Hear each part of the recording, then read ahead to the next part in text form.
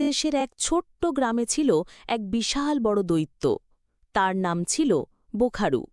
সে এতই বড় ছিল যে গ্রামের সবচেয়ে উঁচু তালগাছটাও তার কোমরের সমান। তার কিন্তু রাত হলেই সে বেরিয়ে আসত গরু, মুরগি, কখনো কখনো কুমড়োও চুরি করে নিয়ে যেত। গ্রামের লোকজন আতঙ্কে ছিল।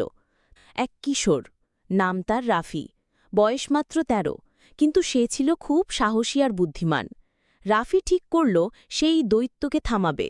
সে জাদুকরের কাছে, যে থাকত বন জঙ্গলের ভেতর। জাদুকর তাকে দিল এক জাদুকাঠি আর বলল, দৈত্যের হৃদয় গুহার ভেতর একটি আগুন রাঙা পাথরের নিচে আছে। ওটা গলে ফেলতে পারলে দৈত্যের শক্তি চলে যাবে।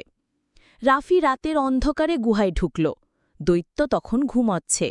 পাথর খুঁজে পেল সে, আর জাদুকাঠির আলোয় সেটাকে গলিয়ে ফেলল।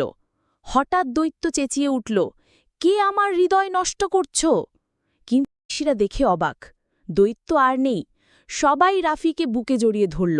গ্রামে আবার শান্তি ফিরে এলো। রাফি হয়ে উঠল গ্রামের নায়ক।